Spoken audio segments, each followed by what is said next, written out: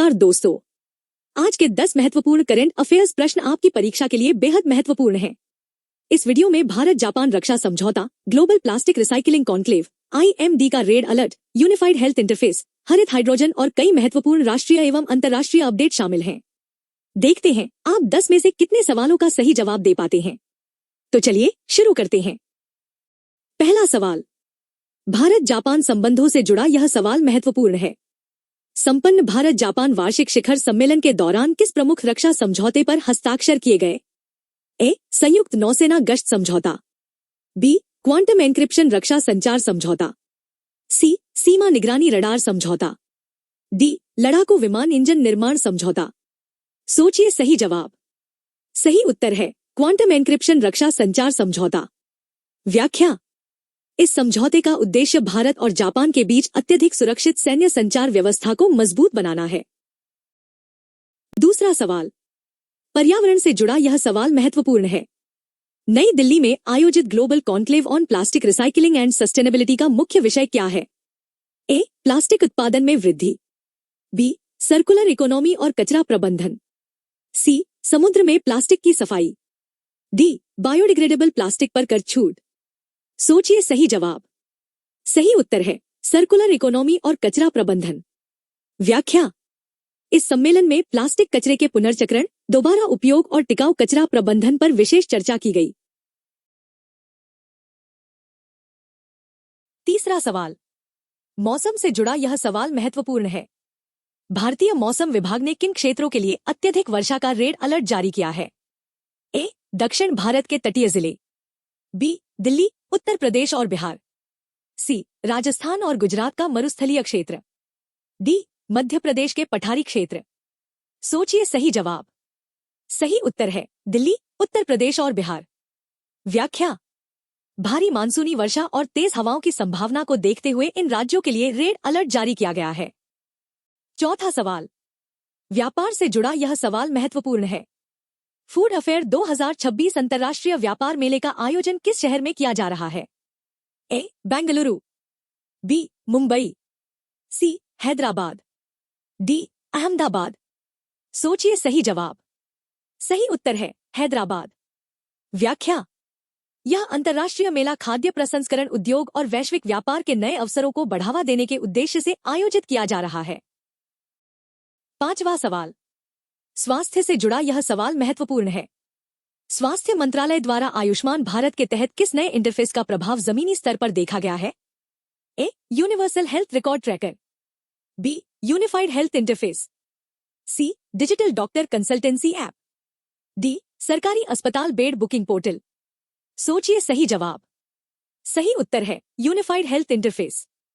व्याख्या, unified health interface का उद्देश्य स्वास्थ्य सेवाओं को एक ही डिजिटल प्लेटफॉर्म पर जोड़कर मरीजों तक तेज और आसान पहुंच उपलब्ध कराना है। 5 सवाल पूरे हो चुके हैं। आपने अब तक कितने सवालों के सही जवाब दिए? अपना स्कोर कमेंट में जरूर बताइए। अब बढ़ते हैं अगले सवाल की तरफ।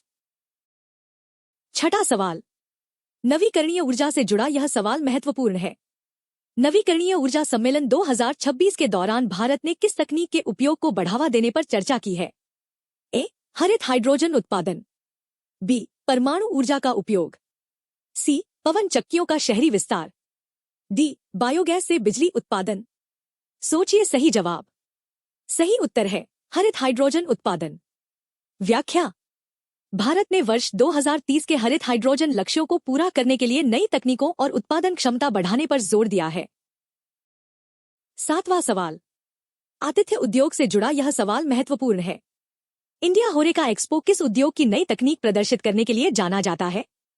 ए. होटल, रेस्टोरेंट और कैटरिंग, बी. सॉफ्टवेयर निर्माण, सी. Pharmaceuticals, D. ऑटोमोबाइल विनिर्माण। सोचिए सही जवाब।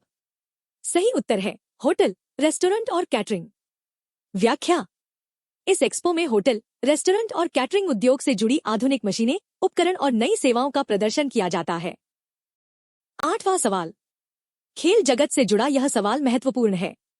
विंबलडन टेनिस टूर्नामेंट में किस खिलाड़ी का प्रदर्शन चर्चा का विषय बना हुआ है? A. Carlos Alcaraz, B. Alexander Zverev, C. Novak जोकोविच, डी. Jannik Sinner. सोचिए सही जवाब। सही उत्तर है अलेक्जेंडर ज्वेरेव। व्याख्या। अलेक्जेंडर ज्वेरेव ने शानदार प्रदर्शन करते हुए विंबलडन में अपनी मजबूत दावेदारी पेश की है। 9वां सवाल। स्वास्थ्य से जुड़ा यह सवाल महत्वपूर्ण है। केंद्रीय स्वास्थ्य मंत्रालय ने किन दवाओं की उपलब्धता सुनिश्चित करने के लिए राष्ट्रीय औषधि रजिस्ट्री को और मजबूत किया है? ए. केवल जीवन रक्षक दवाएं।